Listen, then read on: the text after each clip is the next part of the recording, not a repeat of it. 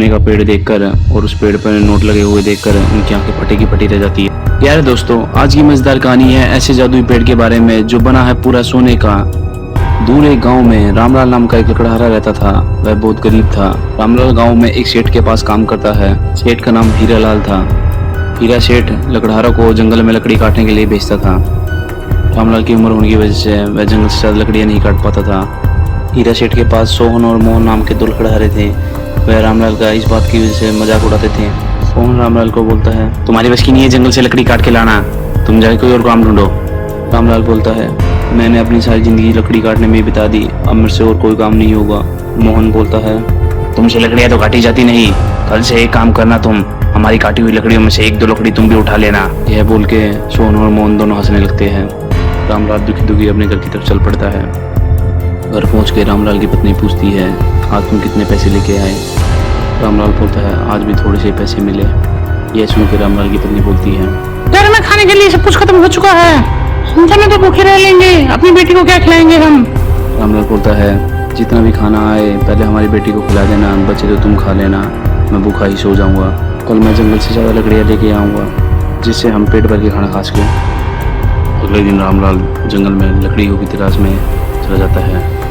बड़े पेड़ों पर रामलाल चढ़कर लकड़ियाँ नहीं काट सकता था, इसलिए वह छोटे पेड़ों को ढूंढता है। छोटे पेड़ों की तलाश में रामलाल जंगल में अंदर तक चला जाता है।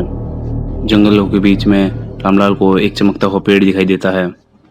वह उस पेड़ के पास जाकर देखता है तो वह देखता है कि वह पेड़ पूरा सोने का है। उस पेड़ पे पत्तियों की जगह नोट लगे होते हैं। सोने का पेड़ देख के रामलाल चौंक जाता है। रामलाल चौंक के बोलता है, सोने का पेड़ इस जंगल में कहाँ से आया? तभी एक आवाज आती है, मैं एक जादुई पेड़ हूँ।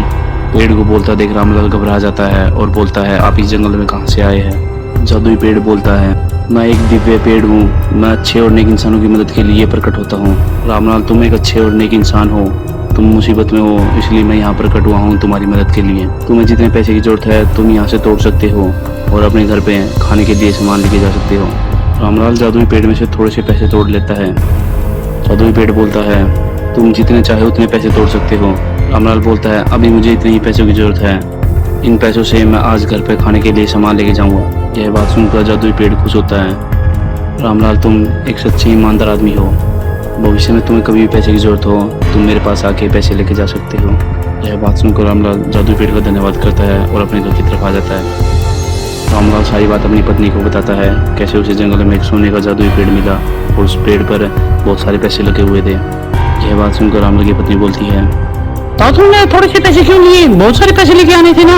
तो रामलाल बोलता है, हमें लालच नहीं करना चाहिए, हमें जितनी जरूरत है हमें उतना मिल गया तो हमें उसमें खुश रहना चाहिए। ऐसे ही कई दिन बीत जाते हैं। जब भी रामलाल को पैसे की जरूरत होती तो वह जादुई पेड़ से ले लेता और वह खुशी खुशी अपनी जिंदगी जीने लगता है। सोहन और मोहन रामलाल को खुश देखकर सोच में पड़ जाते हैं, वह इतना खुश कैसे है। सोहन बोलता है, कल तक तो इस रामलाल के खाने के लाले पड़े हुए थे, आज ये इतना खुश किस तरह है? मोहन बोलता है, मुझे लगता है जंगल में ये कोई ऐसा काम कर रहा है जो हमें पता नहीं है, जिससे ये पैसे छाप रहा है। हमें जंगल में जाके देखना हुआ ये करता क्या है वहाँ पे। अगले दिन सोहन और मोहन रामलाल का पीछा करते हैं जंगल में। वे दोनों रामलाल का पीछा करते करते जादुई पेड़ के पास पहुंच जाते हैं। सोने का पेड़ देखकर और उस पेड़ पर नोट लगे हुए देखकर उनकी आंखें फटी की फटी रह जाती है। वे भागे भागे दोनों जादुई पेड़ के पास जाते हैं और रामलाल को बोलते हैं, तुम जैसे को जंगल में पैसे का पेड़ कहाँ से मिल गया? ये तो हमें मिलना चाहिए था। चलो कोई बात नहीं, देर आए दुरुस्त आए, अब हम सारे पैसे तोड़ लेंगे। तभी मोहन पैसे तोड़ने के लिए जाने लगता है। सोहन बोलता है, तुम पैसे क्यों तोड़ रहे हो? ये देखो, ये पेड़ पूरा सोने का है, हम इस पूरे पेड़ को नीचे से काट देंगे और अपने साथ ले जाएंगे। मोहन बोलता है, हाँ तुम ठीक बोल रहे हो, हम पूरे पेड़ को ही काट ले जाएंगे अपने साथ। रामलाल बोलता है, तुम्हें जितने पैसे चाहिए तुम इस पेड़ से तोड़ लो, लेकिन इस पेड़ को काटो मत, ये एक दिव्य पेड़ है। वे दोनों रामलाल की बात नहीं मानते और जादुई पेड़ को काटने के लिए चल पड़ते हैं। तभी पेड़ में से आवाज आती है, तुम दोनों बहुत बड़े लालची हो, तुम्हें इस बात की बहुत बड़ी सजा मिलेगी। और वह दोनों जमीन में धंसने लगते हैं। वह दोनों अपने आप को जमीन में धंसता देख चिल्लाने लगते हैं, हमें माफ कर दीजिए रामलाल, हमें बचाओ, हमें बचाओ। उन दोनों को जमीन में धंसता देख रामलाल जादुई पेड़ से माफी मांगने लगता है।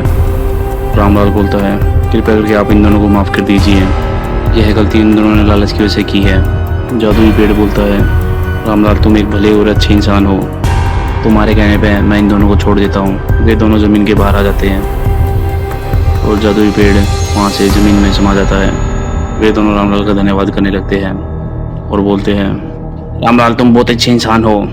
जैसे आज तुमने हमारी मदद की है वैसे हम लकड़ी काटने में आगे से तुम्हारी मदद करेंगे। और वह तीनों खुशी खुशी अपने घर की तरफ आ जाते हैं। प्यारे दोस्तों, इस कहानी से हमें शिक्षा मिलती है, हमारे साथ कोई भी बुरा व्यवहार करे तब भी हमें हमारी अच्छाई नहीं छोड़नी चाहिए। अगर हम अच्छे हैं तो बुरे वक्त में स्वयं भगवान हमारी मदद करते हैं। अगर हम लालच और दूसरों के साथ बुरा करेंगे तो हमारे साथ भी बुरा ही होगा। प्यारे दोस्तों, अगर आपको यह वीडियो अच्छी लगी तो वीडियो को लाइक और शेयर करना ना भूलें और लगे हाथ तो चैनल को सब्सक्राइब कर लीजिए ऐसी और मज़ेदार कहानी के लिए।